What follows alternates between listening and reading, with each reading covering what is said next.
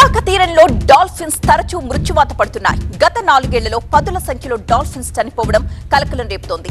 Dolphins మరణ మృదంగం దేనికి సంకేతంగా చూడాలి? ఇక డాల్ఫిన్స్ ని ఓషన్ ఎకోసిస్టమ్ ఇండికేటర్ అంటాం కదా, మరి సముద్ర జీవ వైవిధ్యంలో డాల్ఫిన్స్ కీలక పాత్ర పోషిస్తాయి కదా.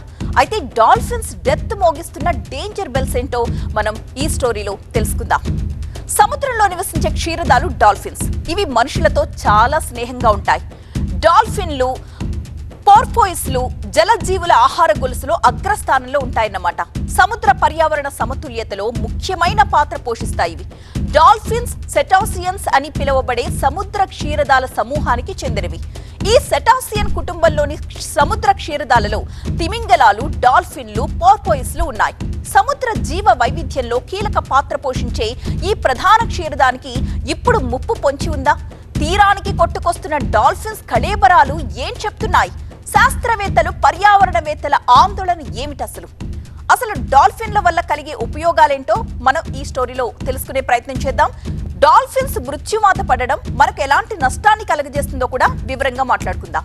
సముద్ర జీవ వైవిధ్యంలో కీలక పాత్ర పోషిస్తాయి డాల్ఫిన్స్. సముద్ర సమతుల్యతని ఇవి కాపాడతాయి. గత 4 ఏళ్లలో పదుల సంఖ్యలో మృత్యువాత పడుతున్నాయి డాల్ఫిన్స్. ప్లాస్టిక్, భారీ లోహాలు, రసాయనాలతో డాల్ఫిన్స్ కి ముప్పు ఏర్పడుతోంది. అయితే డాల్ఫిన్స్ ఎక్కువగా ఉన్న చోటే అపారమైన మత్స్య సంపద దొరుకుతుంది. డాల్ఫిన్ల సంఖ్య తగ్గిపోయిందనుకోండి, మత్స్య సంపద లభ్యతకి కూడా లోటు ఏర్పడుతుంది. ఏపీ తీరంలో డాల్ఫిన్స్ సంఖ్య తగ్గిపోవడంతో చేపల లభ్యత తగ్గిపోతోంది అంటున్నాయి నిపుణులు. ఇక ఒడిశా, బెంగాల్ తీరాలకు తరలిపోతోంది మత్స్య సంపద.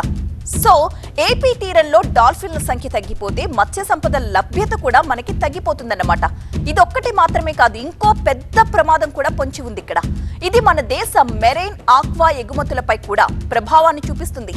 అదెలా అంటారా? మన సముద్ర జలాల్లో డాల్ఫిన్స్ సమృద్ధిగా ఉంటే ఇక్కడి మత్స్య సంపద పుష్కలంగా ఉంది అని అర్థం. సముద్రంలో ఎకో సిస్టమ్ బాగుంది అని భావించి ఇక్కడి నుంచి చేపల్ని దిగుమతి చేసుకోవచ్చని అమెరికా భావిస్తుంది. సో డాల్ఫిన్ల సంఖ్య తగ్గిపోయిందనుకోండి, మన సముద్ర తీరంలో ఎకో సిస్టమ్ దెబ్బతింది అని అమెరికా భావిస్తుంది. అలాంటి పరిస్థితిలో మన మత్స్య సంపదని అమెరికా దిగుమతి చేసుకోదు అంటున్నారు fisheries survey of India senior scientist Prasad. ఇది మన యుఎస్ గవర్నమెంట్ మన సీ ఫుడ్ ఎక్స్పోర్ట్స్ ఆపేస్తామండి, మీరు సఫిషియెంట్ నెంబర్ ఆఫ్ ఇండియన్ సీస్లో ఉన్నాయా లేవా అనేటువంటిది మీరు తెలియచేయాలి మాకు.